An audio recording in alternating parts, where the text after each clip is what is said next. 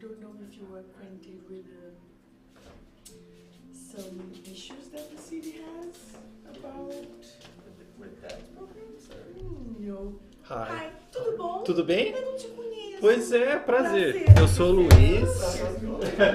Sou o Luiz, sou o marido da Carol. Oi, pai tudo das bom? criancinhas lá. Eu vi você algumas vezes, mas não deu tempo de prazer. Eu amei, a sua primeira palestra foi a minha primeira aqui. Eu amei. Eu juro. Semana retrasada. Legal. Eu juro que eu tava meio assim, meu Deus, assim, mas eu não vou entender nada, não vou me conectar. Foi maravilhosa. Obrigada. Ótimo, imagina. All right. Good morning. But it was okay. That's fine. She loved it, so it was fine. And yours, how was it? Good. Yeah. No, it was sorry. That's okay. That's all good. It's time for us to catch up. It's a different Sunday morning for all of us. That's right.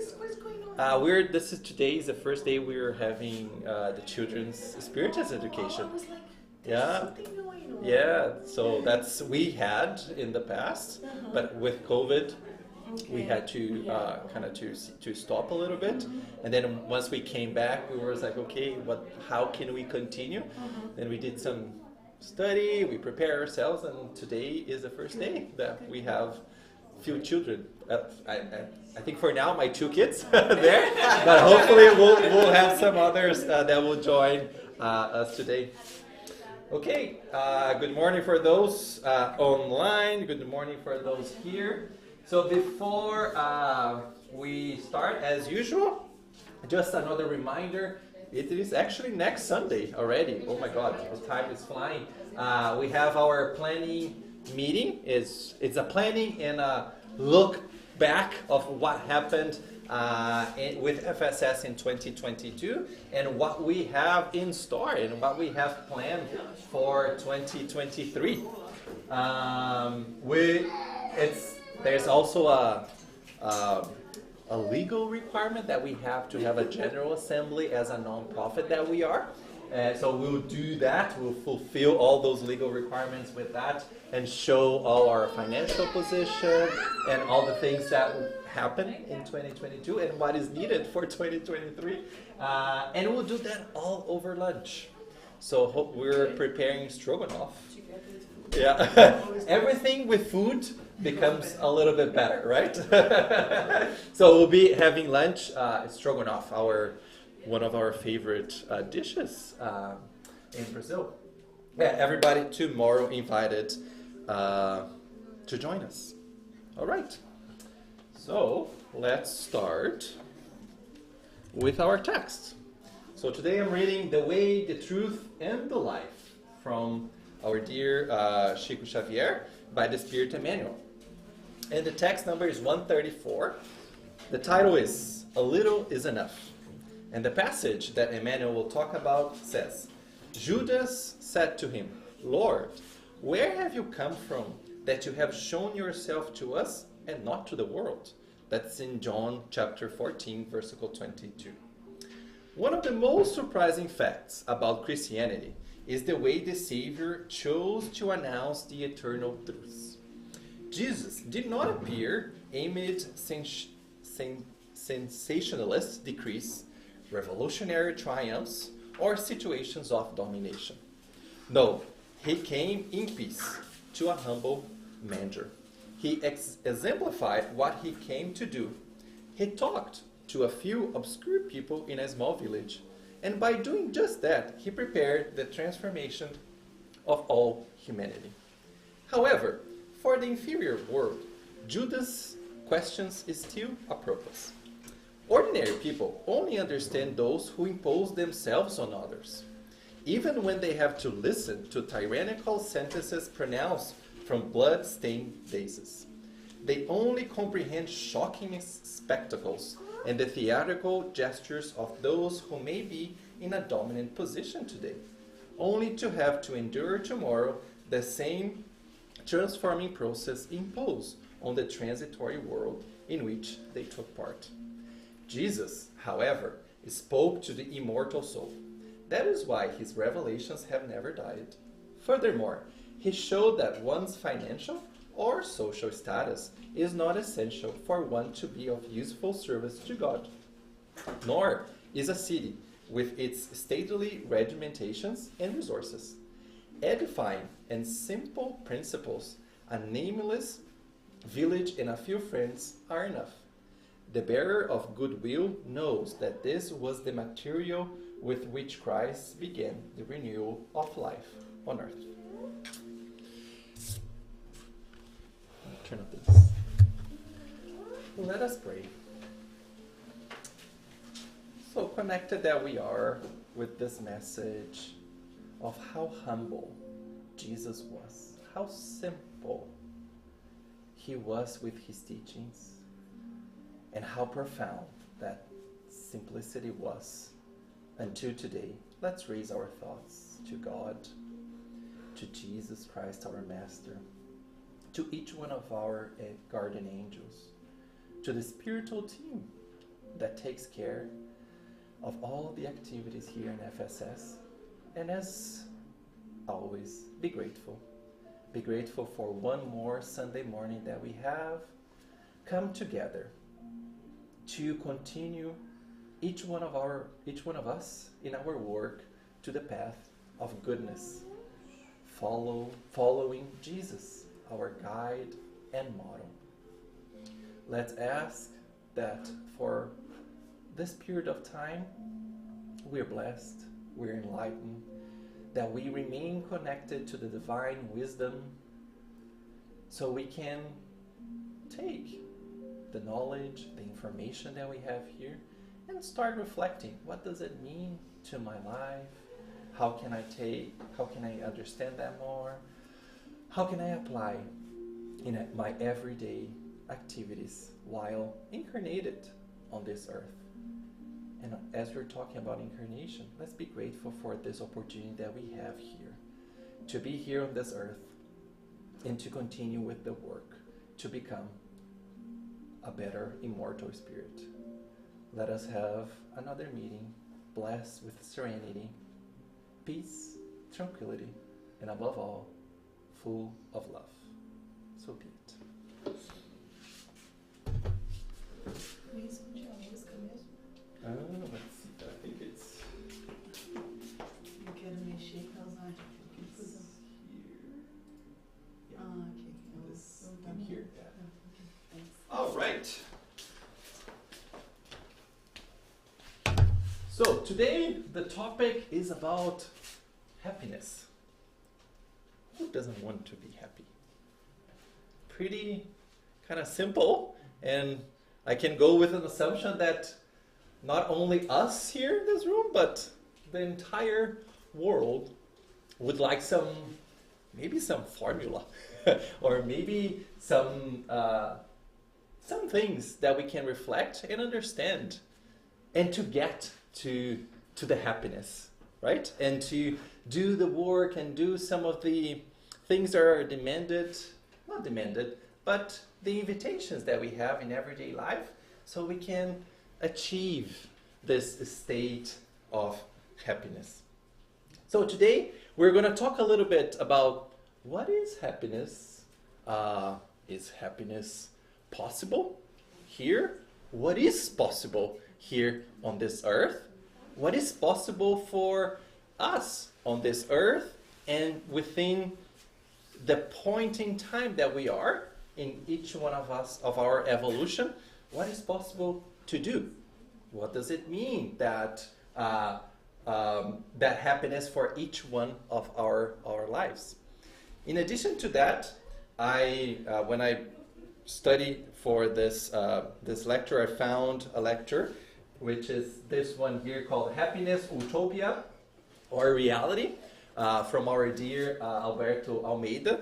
He's a brilliant lecturer, and he's very poetic, and he in addition of him being a doctor and to be a member of the Spiritist movement, he poses some interesting observations of how sometimes we misunderstand happiness.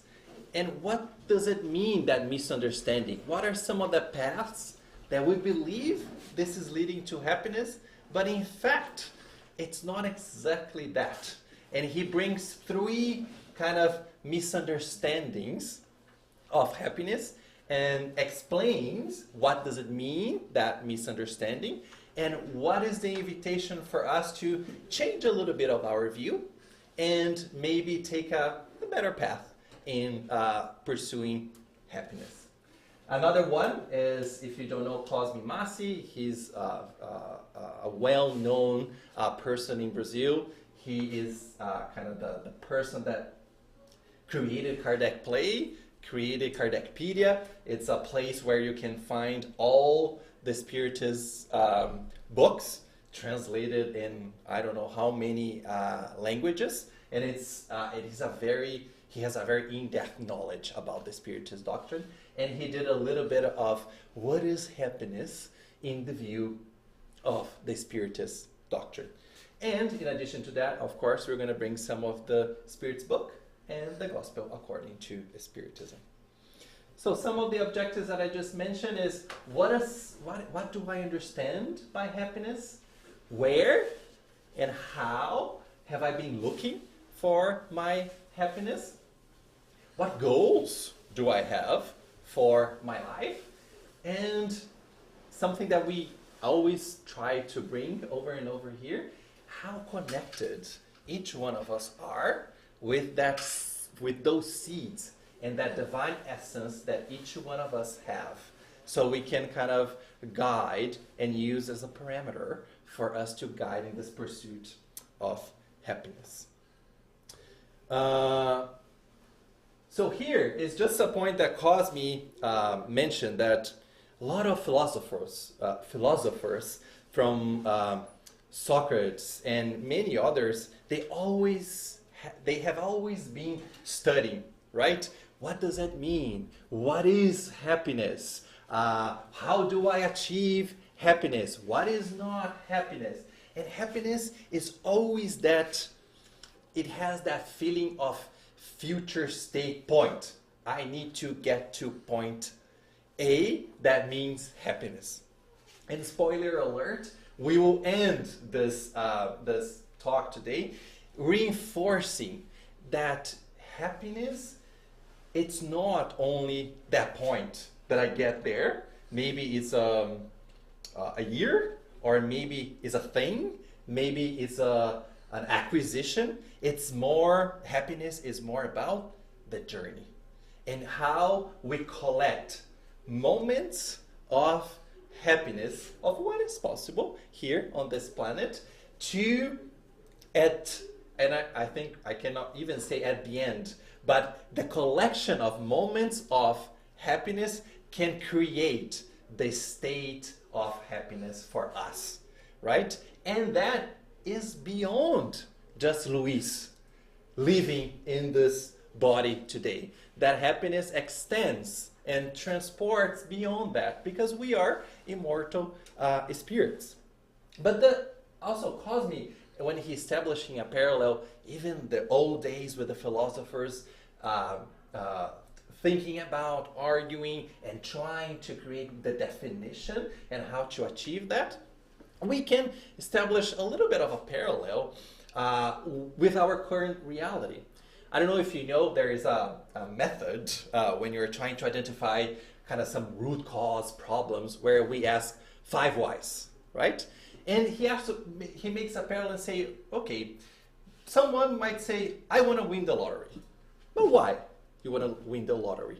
Oh, because I want to buy a new car. But why do you want to buy a new car? Oh, because I want to experience of having a different car that has more power. And if you keep why do you want that? Why do you want that? Most of the times you get to happiness. It's just because I want to feel better, or because I want to experience happiness. So here is a caution when we create that attachment of an external thing that can lead you to happiness. Because, and even if we have the experience, we got everything that we wanted, lottery, car, house, what have you, and they say, I got to that point, and we ask, are you happy? It's like, it's still missing something, right? So that brings the point that the happiness, that's why I have that question of divine essence, that's why that happiness is something that we are invited to look inside of us. So, before we go into some of those questions about that the Spiritism doctrine poses or explains us about happiness, let's talk about two different types, quote unquote, happiness. So, complete happiness, like full happiness. What is full happiness according to the Spiritism doctrine? Is when we achieve that moral perfection, right? That is the complete happiness when all our virtues have been developed and we are able to practice and deliver what we need to deliver with all that moral evolution somewhat completed. But is full happiness, that complete happiness on earth possible? What do you guys think? No. Not possible. But something gotta be possible. Otherwise, what is the point of have full? What is the point of being here if we can only suffer, right? So let's see what does the Spirit says about that. So just to reinforce that point, can people enjoy complete happiness while on earth? As you mentioned, no, because life has been given to them as either a trial or an expiation. That is the type of world that we are living in right now. It is up to them to mitigate their misfortunes and to be as happy as possible while on earth. So here, it's not me or Luis' personal opinion saying that full happiness is not possible. It's the Spirit saying, okay, now at this point, and hold your horses, we're going to talk about what is possible. Otherwise, what's the point of being here talking about it? So here at where we are right now, unfortunately, that full happiness, that moral perfection, it's not possible because we are on this journey. And this journey have two mechanisms, trial and expiation, that help us in that pursuit, that help us in achieving something more and more towards that moral evolution. That is already, for me, sometimes my mind goes a little bit nuts because that is a different way to face our challenges. If I think about the trials and expiations, they are inherently difficult. They are inherently requires a lot of our efforts to figure out how to solve them.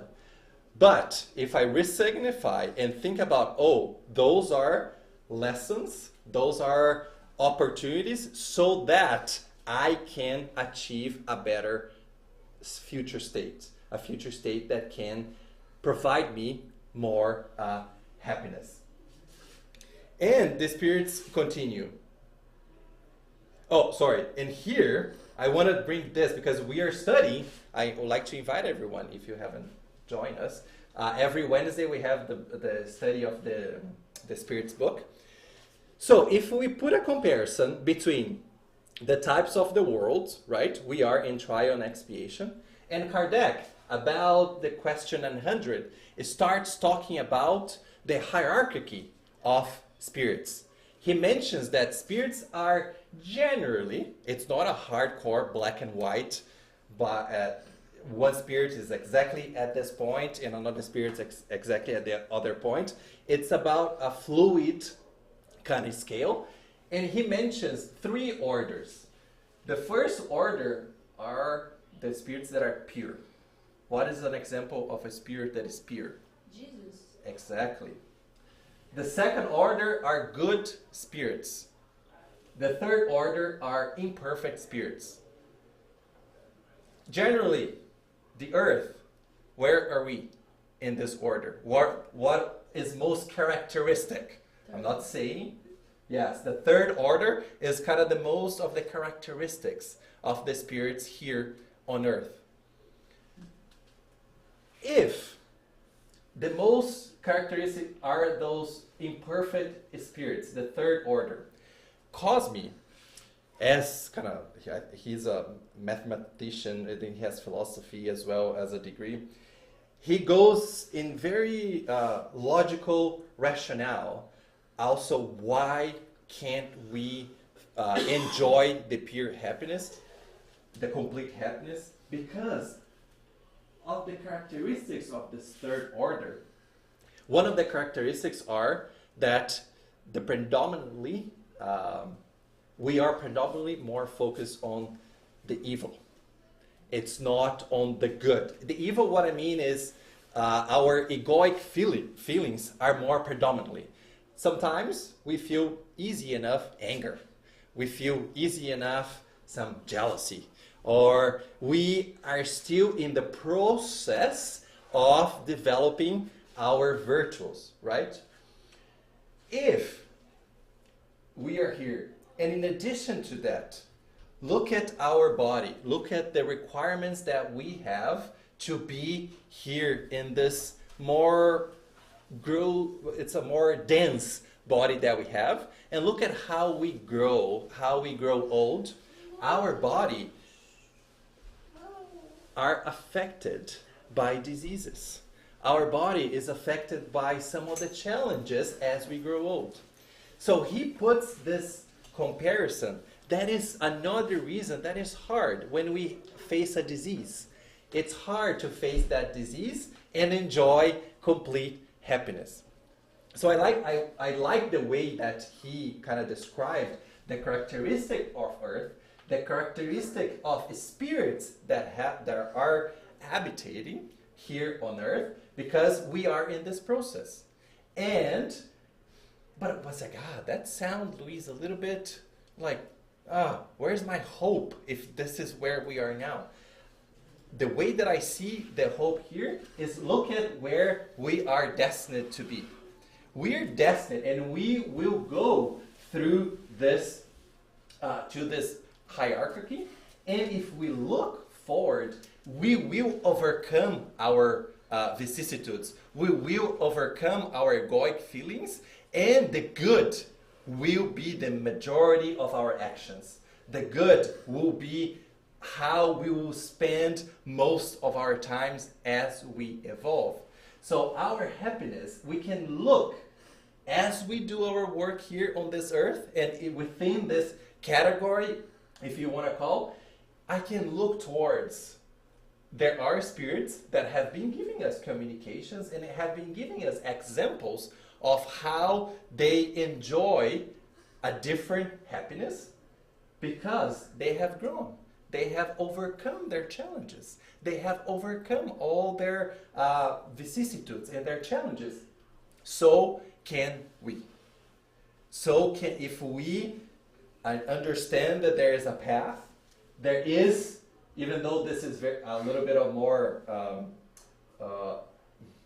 not educational, but this is more to understand the categories of the spirits, it gives me some direction. It gives me at least somewhere to look forward and what is going to happen to me in the future. No matter what, I might choose to take a little longer.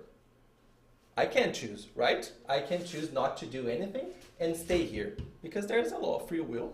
We all can choose what to do.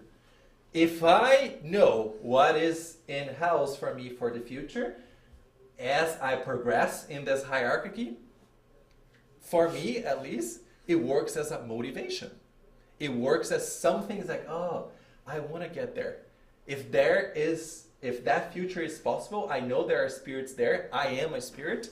I can look forward and I can encourage myself to progress, to do the work and get to another group or hang out with the fun gang that are in this group here. And there is a question. It's like, okay, Luis, but be more specific. What does it look like happiness for that second order? And there's a question in the Spirit's book. What does the happiness of good spirits consist of?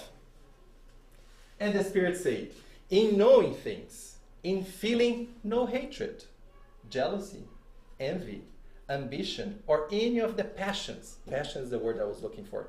That make people unhappy. The love that unites them in a source of supreme happiness.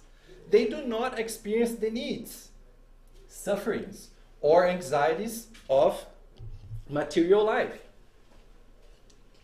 They are happy with the good they do. Moreover, the happiness of spirits is always in proportion to their happiness. So it's just something that I have been saying. They have overcome a little bit more than what we have had overcome in our lives. And everyone here is different. Everyone here comes with some challenges or some of those some of those passions of hatred, jealousy, and envy. Every one of us in a different state. Every one of us have a different challenge to face in this incarnation and as an immortal spirit. However, this is what it looks like for those spirits that have evolved, that have overcome all those passions. And again, passions itself, the Spirit's book says, it's not something bad. What what makes them something not so good and not towards the direction that God has given us is how we use it and how we guide those passions. Because passion is strength, is a power that we have. And Emmanuel likes to say, our willpower is the guardrails that control our passion and direct our passion to the right, to the good. So, yeah, I just want to make that point because passion is a powerhouse that we have. It's just for us to coordinate and to guide those passions to the right direction. So, if you're saying that in that hierarchy, we are still imperfect, but we will get there. It's the only determinism of Spiritism. Everyone will get there. What is within our reach? What is possible here on earth? And the Spirit's book says, there's a question, 921. We can understand that people will be happy on earth when humanity as a whole is finally transformed. But meanwhile, is it possible for anyone to enjoy relative happiness? And they said most of the time. Most of the time, people are the artisans of their own unhappiness. So what does that, just this sentence. The Spirit's here is saying that Luis, is the one that is causing unhappiness. Why? Why I am the one? What does that mean to me if I am the one that sometimes cause some unhappy moments? We get in our own way. Why do we get in our own way? And to answer that question, I like to continue. If they would practice the law of God, they would spare themselves many misfortunes and enjoy a state of happiness that is as great as their existence on such a dense plan will allow. We know the earth is dense. There's a lot of things happening, and we have been experiencing this density for quite a while. But here, the spirits are telling us the divine laws, the laws of God. The laws of God is not something that's kind of, it's there. Maybe I'll read that book. Sometimes I'll just check just to see if there's something interesting there. Here the spirits are saying the divine laws are the way and the only way. That if we bound ourselves within those divine laws, the chances for us to create unhappy moments will decrease. It's every time that we deviate and we put the divine laws in the corner and don't look towards it, that is when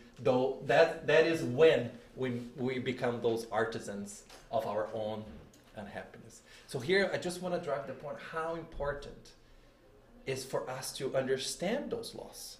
What does it mean to be responsible? What does it mean for me to love? What does it mean for me to love God, to love myself, and to love the other as myself, love myself as the other, or the other way around? It's important for us to reflect and know what it means. And if I am practicing, if I am guiding my attitudes, my behaviors towards that.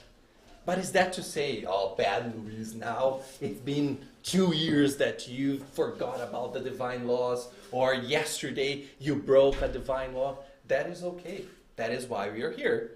So we make a mistake, we learn, and then we change.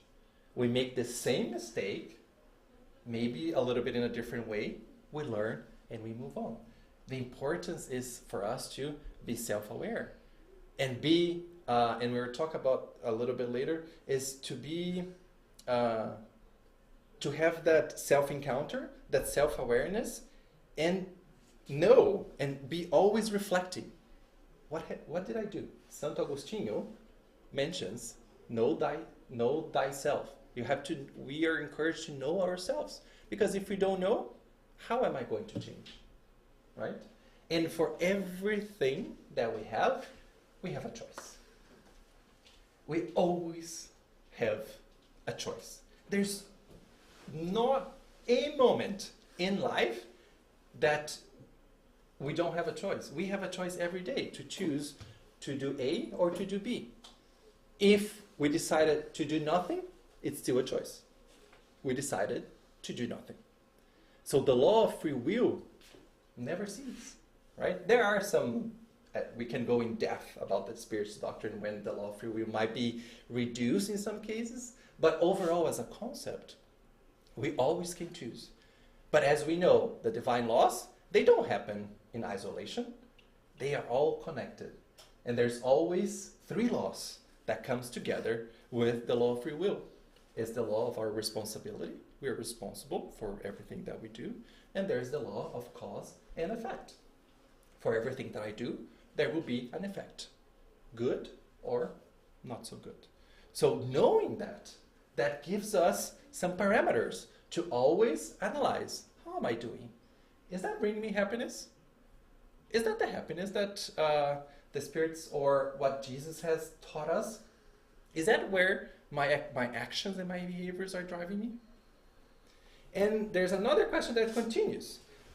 Because but what is? Tell me, spirits.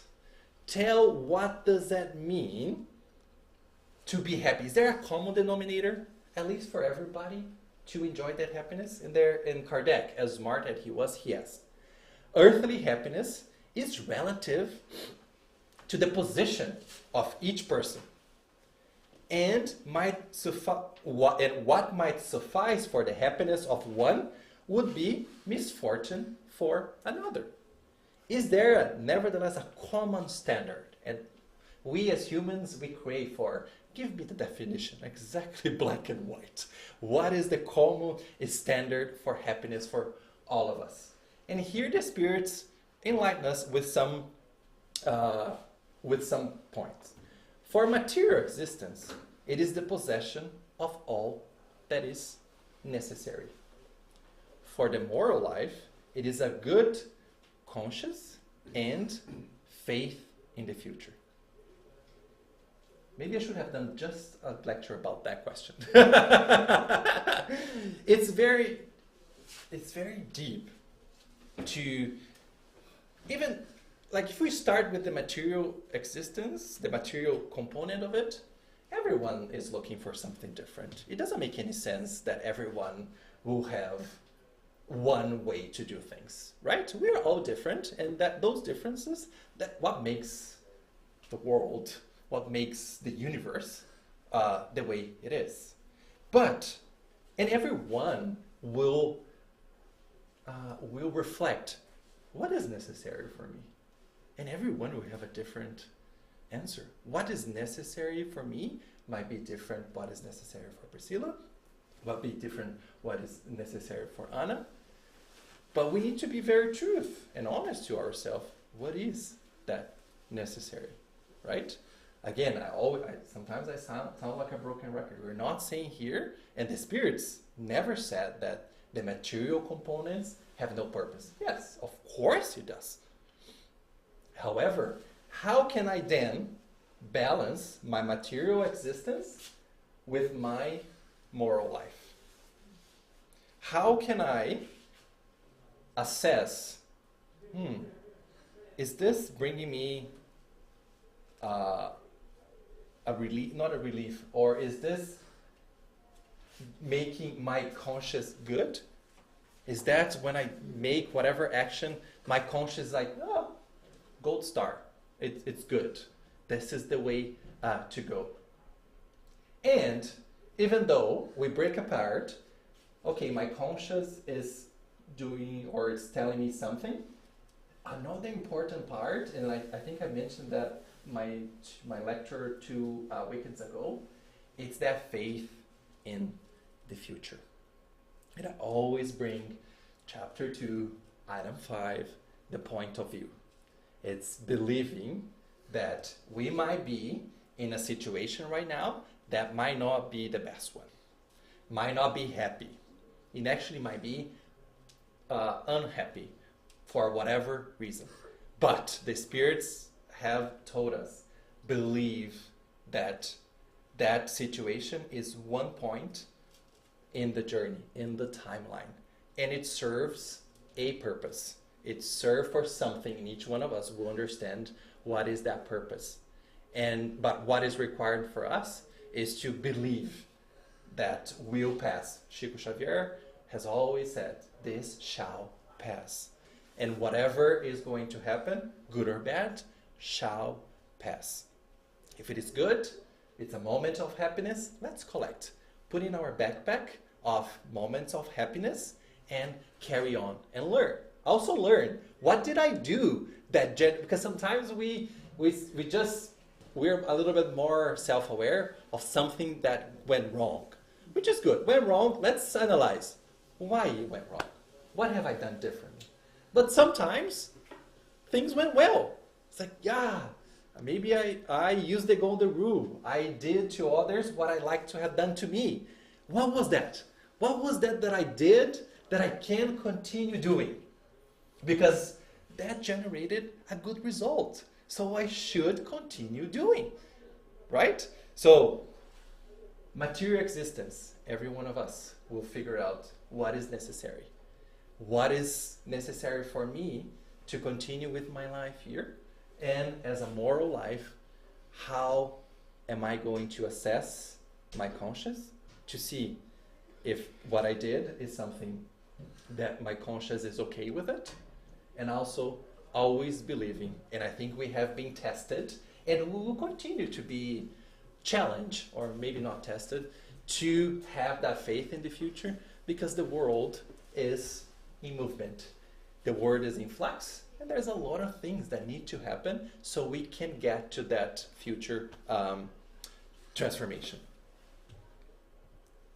So here now, I want to bring Alberto de Almeida and the 3 movements or motivations for the pursuit of happiness, that there is an inversion of values. We misunderstood what happiness means.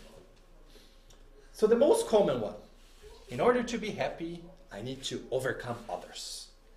I need to, like a bulldozer, go over the others, and I need to achieve success. Our culture is kind of a little bit like this, right? In school, sometimes it's like, oh, I got 9 or A.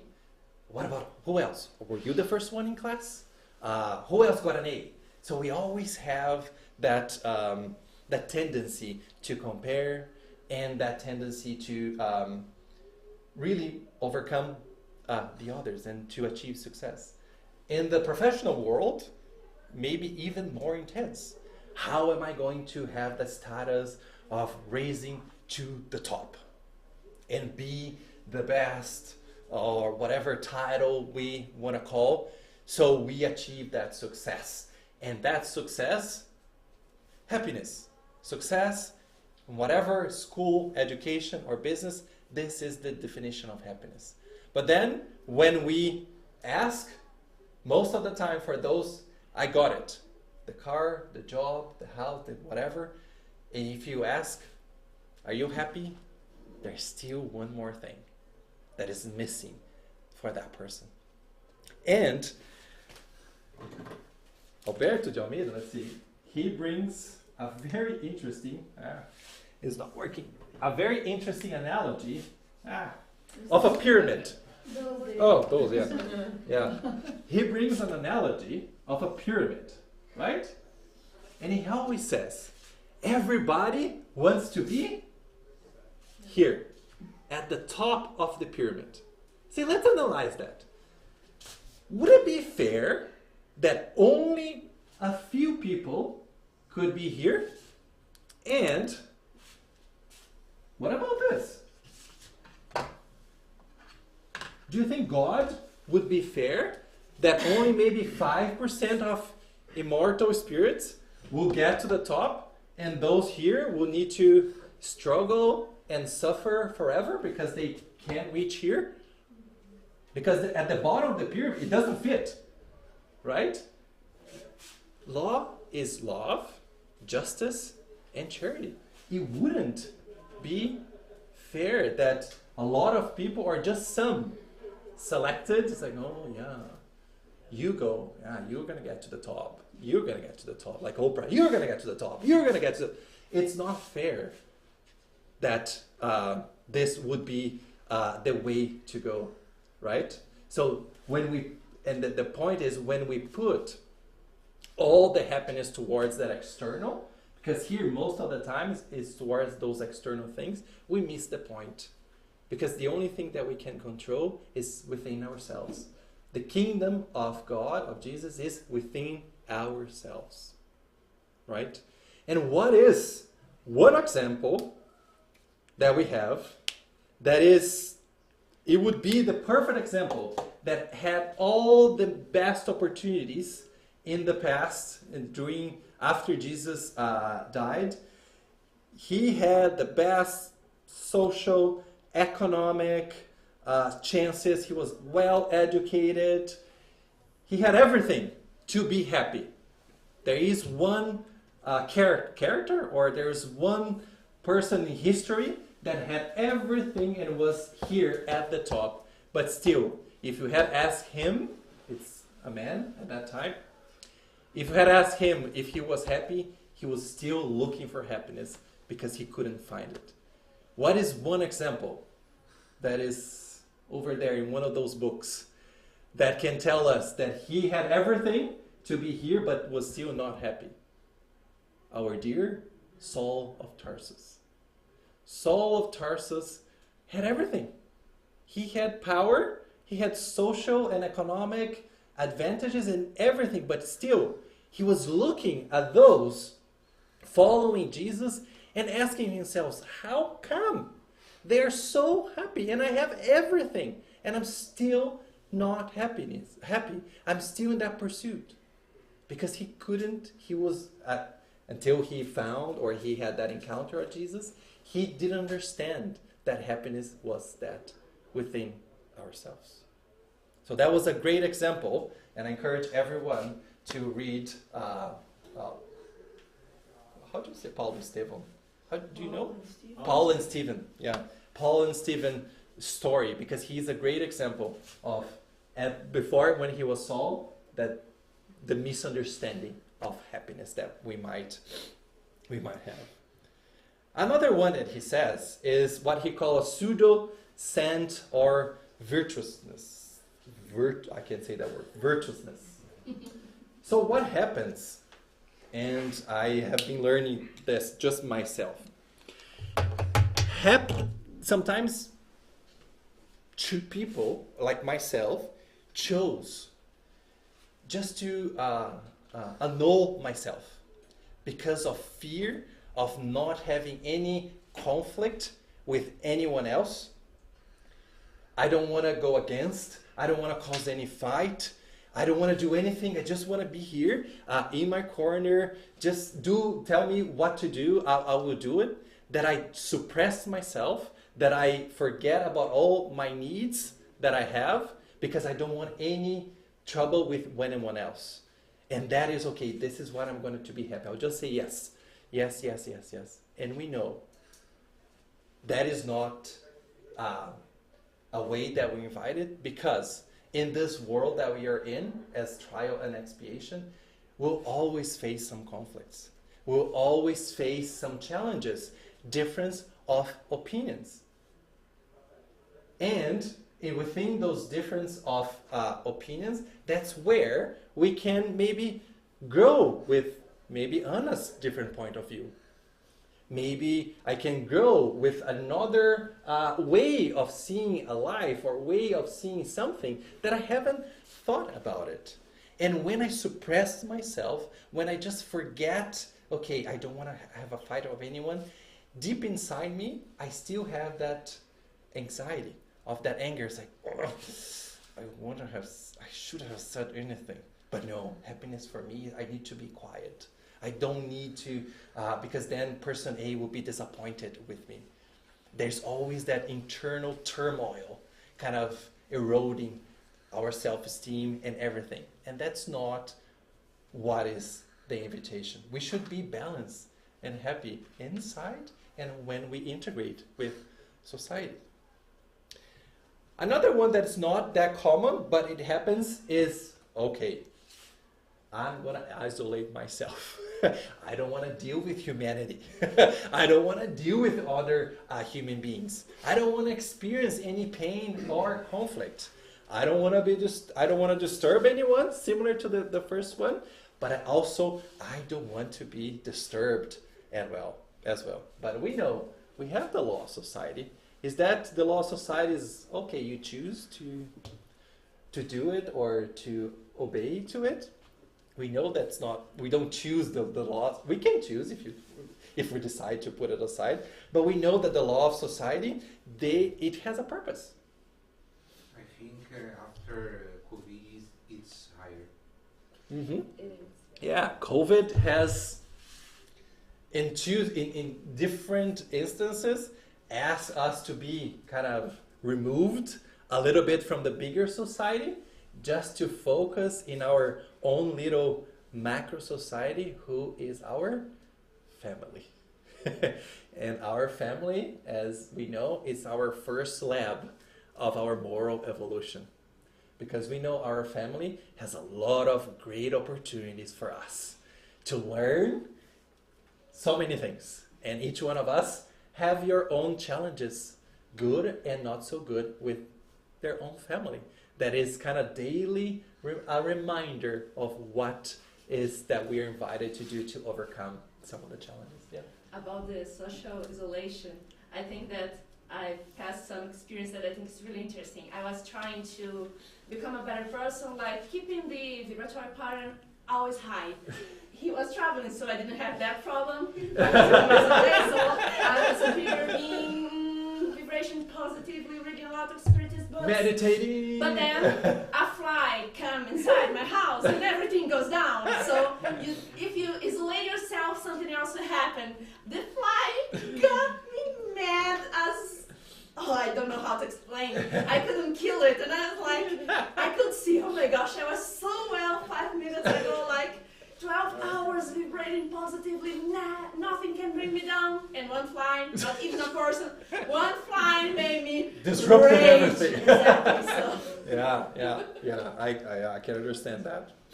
Yeah, so those are kind of three ways that it's a little bit kind of separated. We know that it doesn't happen just, okay, I'm social isolating. Or we might have different pieces of each one of those instances.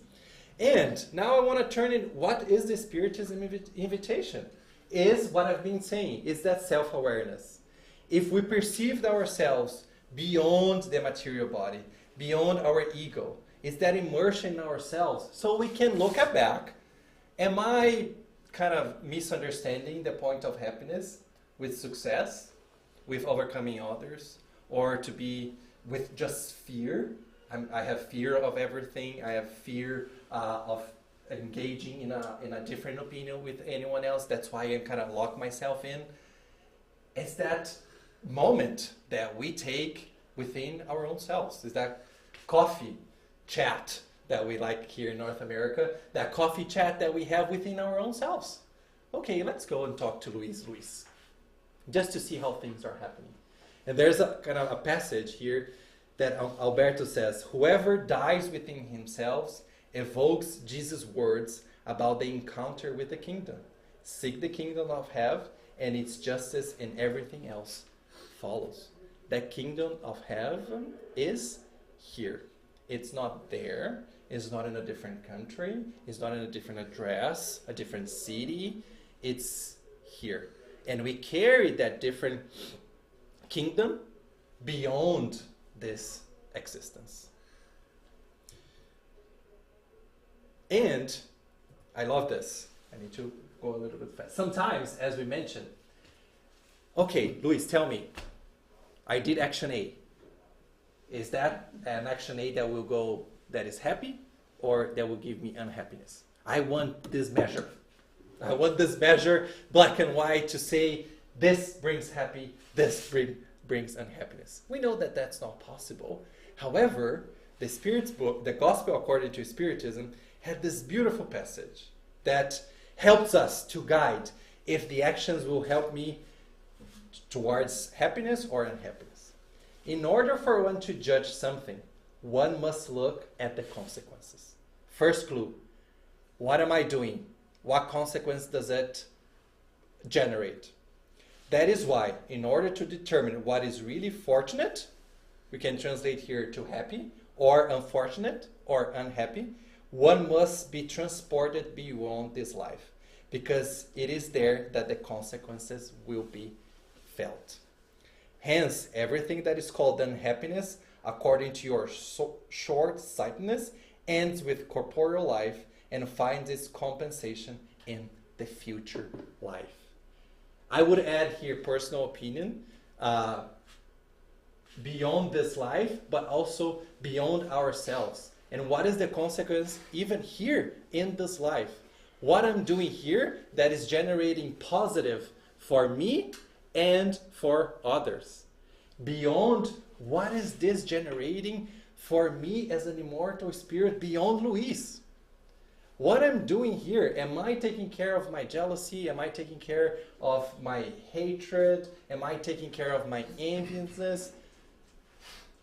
What am I doing here will be reflected as a consequence as well in the future. So every time, action, positive, happy, unhappiness, what is the consequence? If we can think about, sometimes we are, as the fly goes into the house, we lost it, that's okay, sometimes that happens, but maybe we can reflect after that thing happened. And what does Alberto Almeida suggest? When we say about, instead of overcoming others, overcoming ourselves. What can I do to change what I did or is not getting to the point that I want? Instead of that pseudo-Satanness or virtuousness, exercise compassion. Compassion to ourselves. Compassion to others with a different opinion. And let's serve people. Let's help one another. Instead of social isolation, let's have moments of self-reflection. We all need sometimes this is too much. Okay, let me take a step back. Let me just meditate and be alone with myself just to collect and organize my thoughts. It's that deep dive within each one of us. And just to end, I have this picture of a mountain. Happiness is not getting here. Happiness is all the path. It's all the way. It's those moments that we face in life that we collect. Is enjoying that journey and collecting those moments of happiness in our backpack. It's collecting the moments, even if it was unhappy, if we can reflect, and how can we transform that maybe unhappy moment into a happy one in the future.